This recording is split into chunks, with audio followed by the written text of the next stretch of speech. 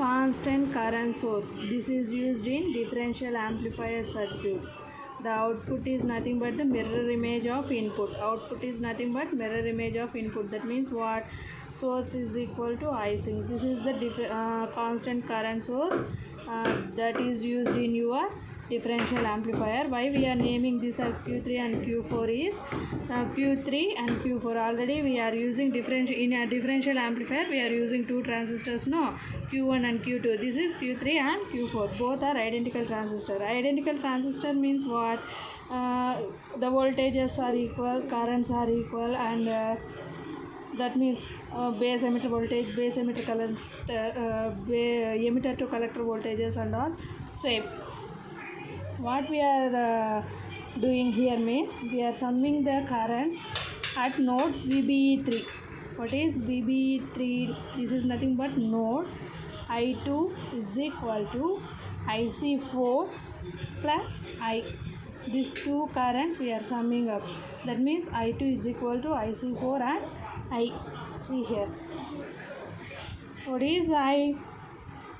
What is I? 2 IB4. Here we are splitting these two currents, no? IB3 and IB4. 2 IB4. IC3 plus 2 IB3. See here, IB is nothing but IC by beta DC. So 2 by beta DC is very small value, so we are neglecting this value. So that means what? I2 approximately equal to IC3, and this is the current mirror circuit. And if you want to find this I2 value, that means this I2 value, we have to apply KVL at base emitter junction of your Q3. Base emitter junction of Q3. See here. That means what? Minus R base R2 I2 minus R2 I2 minus VBE3, this one VBE3 plus VE, here we are using VE, that is equal to 0. Finally I2 is equal to VE minus VBE3 by R2. This is VE voltage. This is VE. So this is nothing but your current mirror circuit, which is used as a constant current bias for the differential amplifier circuit. Constant current mirror for a constant current bias circuit for differential amplifier circuit. This is nothing but current mirror. The output is nothing but the mirror image of your input circuit.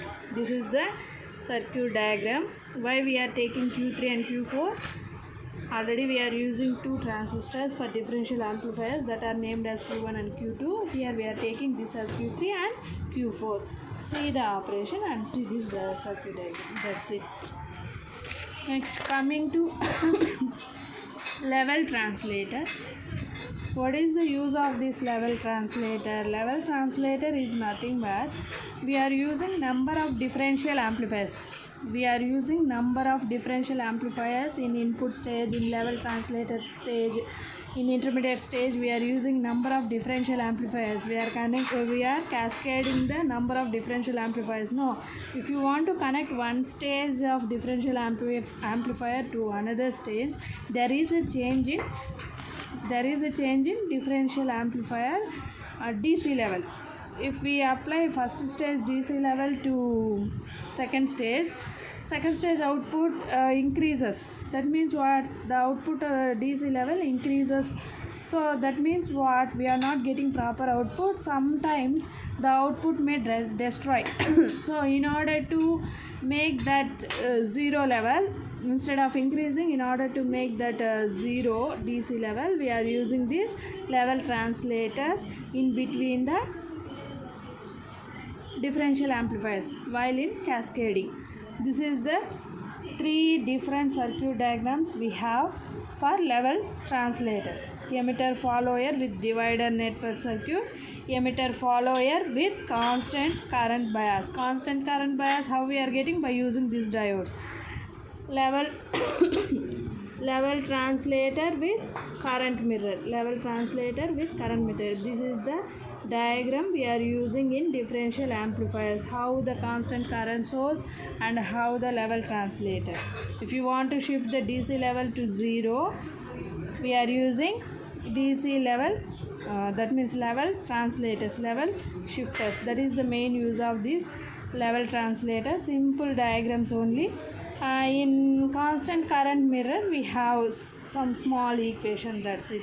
This completes your first unit.